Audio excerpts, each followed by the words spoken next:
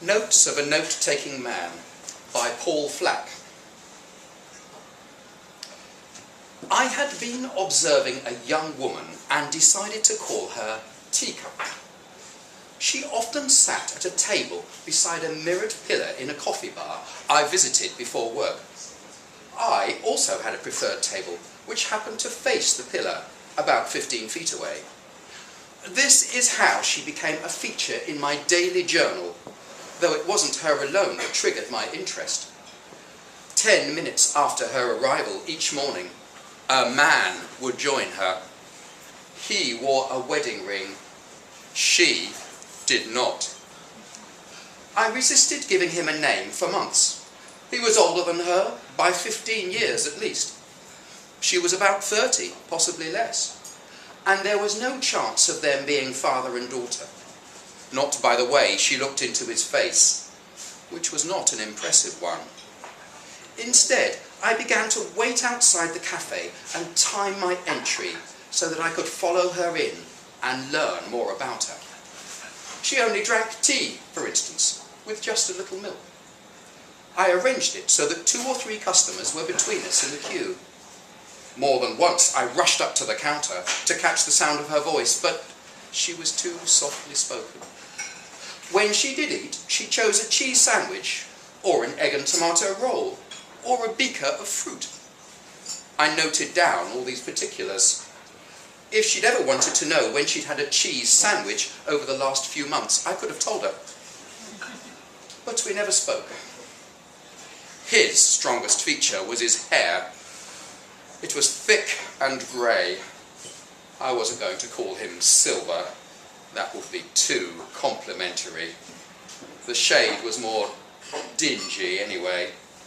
So I decided on grit. Something rough that gathered by the curb. Something the course of rain would one day carry down the drain.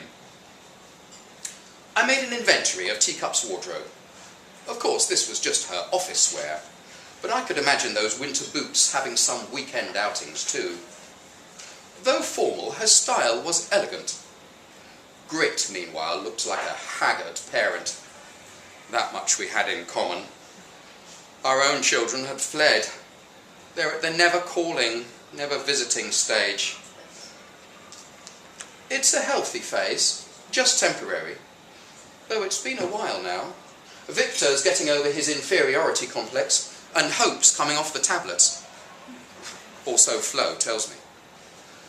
Sometimes Grit and Teacup hardly talk, as if being in the presence of each other were enough.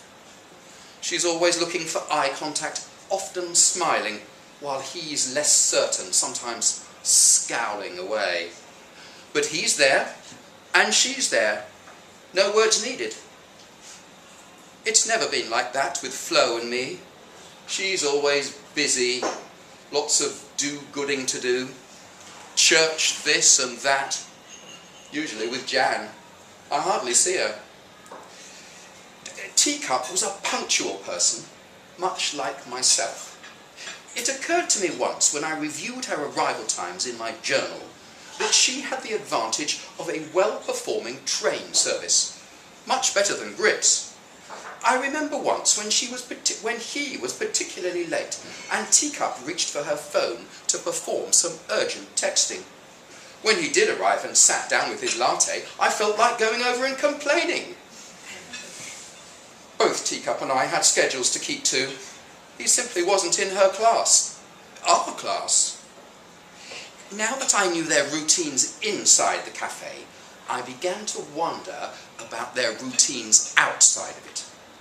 I'm interested in people, you see. Take our new neighbour, for instance. We knew nothing about him, yet he suddenly appeared in our lives. You have to be on your guard. So I followed him to his place of work to verify his story. Well, why shouldn't I? It's a free country. Likewise, I decided it was time to follow Grit to his office, a Norwegian bank near St. Paul's. Naturally, I wanted to know more, so 2 evenings later, I zigzagged through the crowds to find which train he took from Liverpool Street. Platform 8, destination Stansted. Next day, I bought a ticket for the full journey but he left the train at Bishop's Stortford. I knew it was a risk following him up the hill, but I used one of Victor's baseball caps and figured there was no reason that Grit would recognise my overcoat. He entered a close of mid-1960s homes, similar to our own. Under lamplight, I noted the address. I could find the postcode from the internet. It wouldn't be a long letter. It would be addressed to just Mr. I reminded myself of other plans. Use a computer terminal and printer at the local library. Use gloves. Don't lick the stamp. Even your saliva can give you away. And the content of the letter? I would ponder that on the train. He shouldn't be allowed to ruin the lives of two women. Teacup deserved better. Maybe that's what Teacup had decided too. When a woman has a radical haircut, she intends changing more than her appearance. Not that anyone beyond myself, amongst the regulars at the cafe, detected the new Teacup. Umbrella wasn't the sort of guy who could offer her the love interest she was looking for. He had a penchant for bow ties, while Laptop had probably never even noticed her. But what would Grit think? Before he arrived, I could see her catching her image in the mirrored pillar. In truth, her haircut was appalling. Her shoulder-length locks had been hacked into a page boy style. I could have modelled it better myself. What a shame I couldn't have had one of the tresses swept up off the hairdresser's floor. No, that would be wrong. I didn't want to possess her.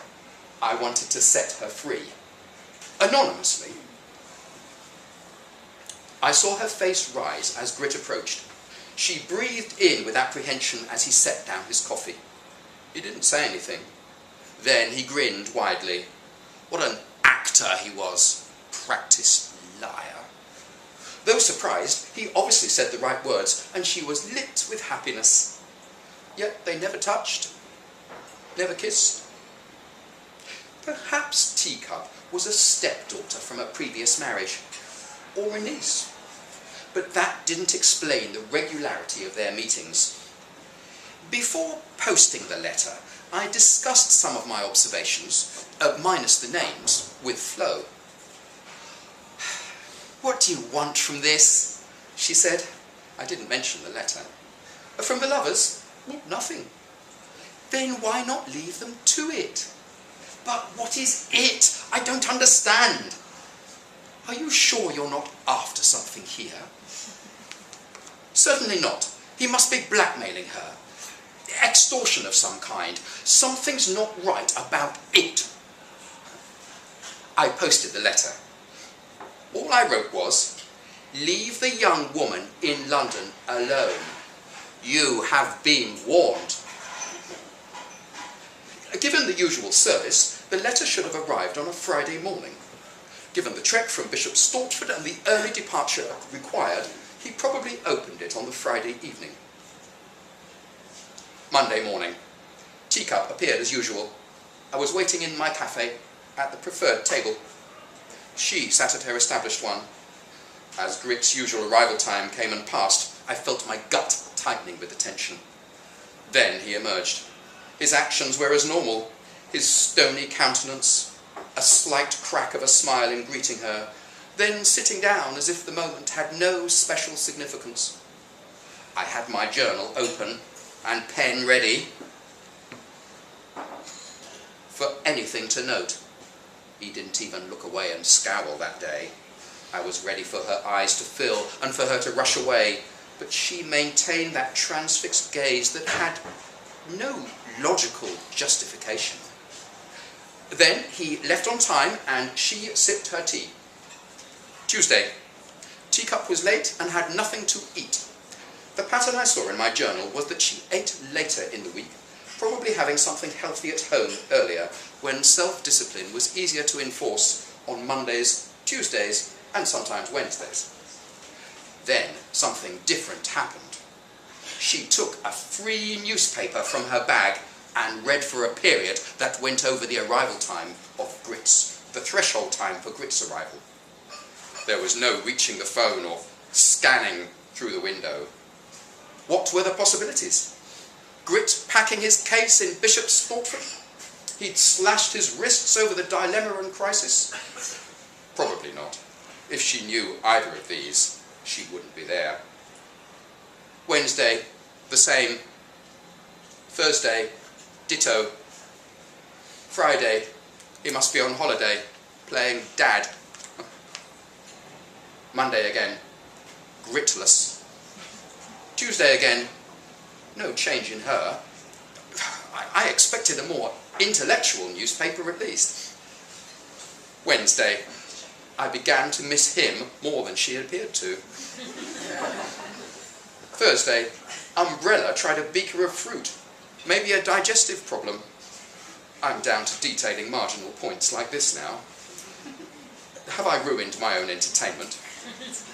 Friday, no teacup. On Saturday, I found that Flo had slipped out of bed. Another church fundraiser with Jan. I was obliged to make an appearance. I met them at noon in a marquee beside the bandstand. The usual rustic soup, homemade cake, fair trade tea. I rested back in my chair. "Someone's looking at you," said Flo. I didn't respond. It was a comment meant for Jan, even if Flo directed it at me. Then she tilted her head and said it again. "Behind you," she said. "Robust type." I turned around. Grit was 2 tables away. His arms were folded and he was looking straight at me as if he'd totally forgotten his carrot cake in front of him. "Who is it?" said Flo. "It's Grit." "Is that a Scandinavian name?" "I don't know. I have to go." "Where? Introduce us." She waved at him with window cleaner theatricality. Grit continued to glare.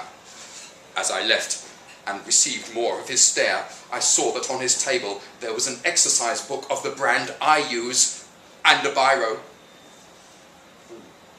I rushed home and locked the doors. He would already know where we lived.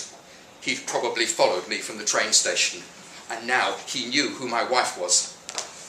I checked the windows were closed. Flo could be in danger. He might kill her. Then I relaxed. She was fully insured. It would be impossible for him to prove I wrote the letter. Then I saw an envelope on the doormat. No addressee. I opened it.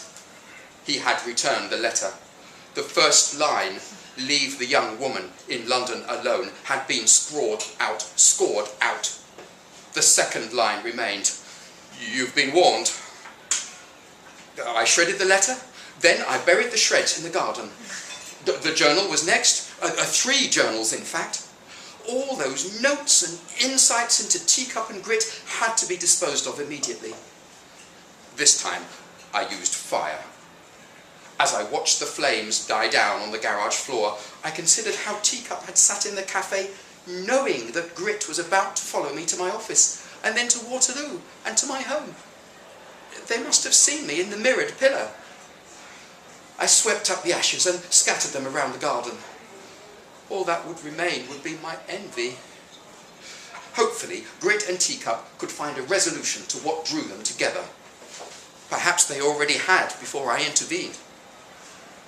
6 hours later, Flo pressed the doorbell. Her key was useless against the bolted front door.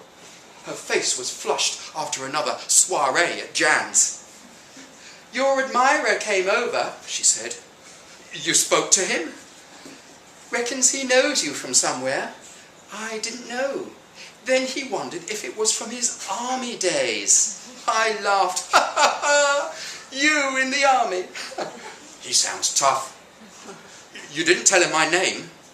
"No, Jan did." "And where you work?" He wrote it all in his little notebook. "Are you okay? Do you need your inhaler?" "You know, I think he said he would see you soon." "Sit down. You look as if you need a drink." "I know I do."